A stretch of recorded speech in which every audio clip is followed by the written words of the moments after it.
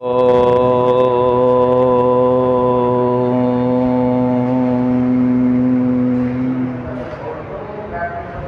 का मंत्र है ओम य प्राणतो निमिषतो माहित्वैद्राज जगतो बभूव य ईशे अस्य द्विपदश्चतुष्पदः कस्मै देवाय हविषा विधेम। जो प्राण वाले और अप्राणी रूप जगत का अपनी अनंत महिमा से एक ही विराजमान राजा है, जो मनुष्य और गौ आदि प्राणियों के शरीर की रचना करता है, हम लोग उस सुख स्वरूप सकल ऐश्वर्य के देनेहारे परमेश्वर की प्राप्ति के लिए अपनी सकल उत्तम सामग्री को उसकी आज्ञा पालन में समर्पित करके विशेष भक्ति करें। इस मंत्र के अर्थ को विचार पूर्वक समझेंगे।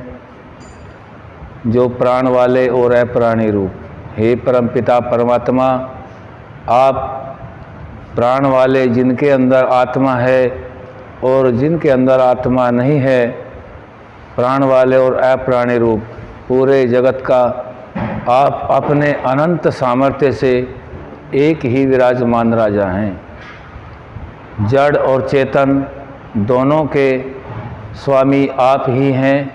जिनके अंदर आत्मा होती है और जिनके अंदर आत्मा नहीं है, दोनों का आप अपनी अनंत महिमा से एक ही विराजमान राजा हैं। जैसे मनुष्य और गौ ये प्राण वाले हैं, सूर्य चंद्रमा नक्षत्र आदि ये जड़ होने से अप्राणी हैं, इन दोनों के अनंत सामर्थ्य से आप ही स्वामी हैं।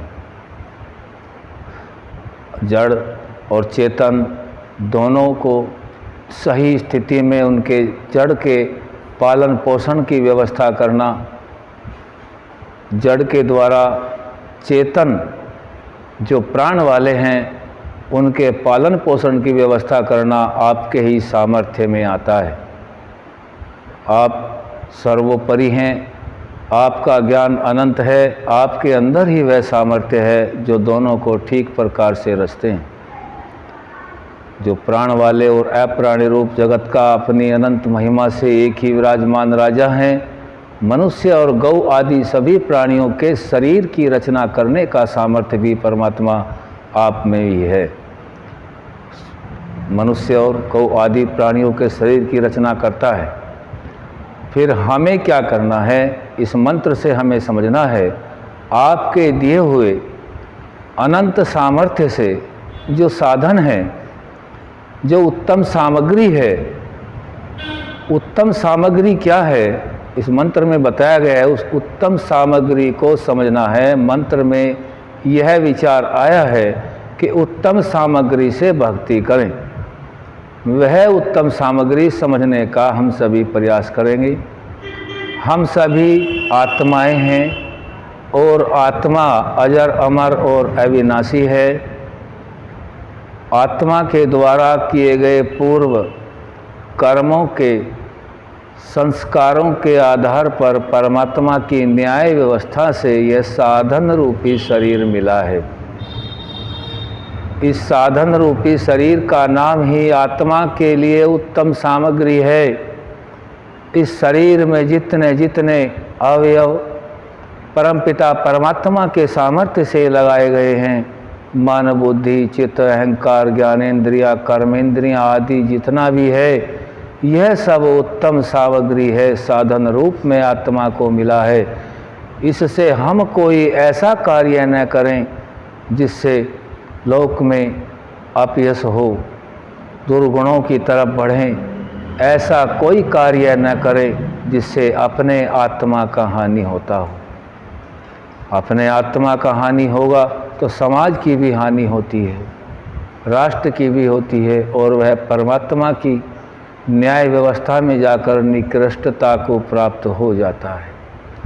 उच्चता को प्राप्त होने के लिए यह जो शरीर रूपी उत्तम सामग्री परमात्मा की कृपा से हम सभी आत्माओं को मिला हुआ है, इससे ठीक प्रकार से सही सही देखें, सही सुने, सही विचारें जैसा मैं अपने लिए सुख चाहता हूँ, अपने लिए प्रिय भाषण चाहता हूँ, वैसा ही मुझे सर्वत्र समझ करके कार्य करना चाहिए।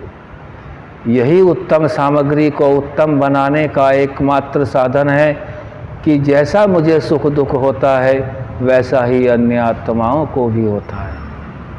इस प्रकार से विचार करके इस उत्तम सामग्री को परमात्मा के बताए ज्ञान के अनुसार, ऋषि दयानंद के दिए हुए निर्देशानुसार हम सदा पालन करते रहें और उन्नति को प्राप्त होते रहें।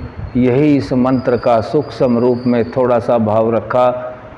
कुल यही समझ में आता है कि उत्तम सामग्री यानी कि शरीर, आत्मा और परमात्मा, ये तीनों अलग अलग हैं। परमात्मा सर्वोपरि है। आत्मा परमात्मा की व्यवस्था से न्याय पाता है।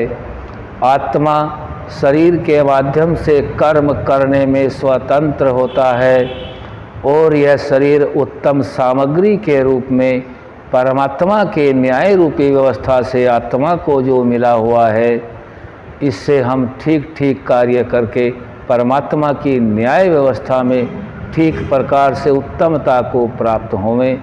इससे यही हम निष्कर्ष निकाल सके हैं कि परमात्मा सर्वोपरि, आत्मा दूसरे नंबर पर है जो कर्ता और भोक्ता है।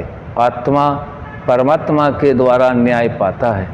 प्रकृति जड़ है, यह स्वयं कुछ नहीं करता। आत्मा चेतन है जो प्रकृति रूपी इस साधन से कार्य करके उत्तमता, मध्यमता, निकृष्टता, मोक्ष आदि सभी पदों को प्राप्त होता रहता है। यह ऋषि दयानंद के द्वारा बताया गया जो ज्ञान है उससे हमारी ठीक ठीक समझ में आ जाता है कि तीनों अलग अलग हैं। दो सत्ताएं अजर अमर अविनाशी हैं, आत्मा और परमात्मा। प्रकृति जड़ है, बनता रहता है और बिगड़ता रहता है। ओम शम।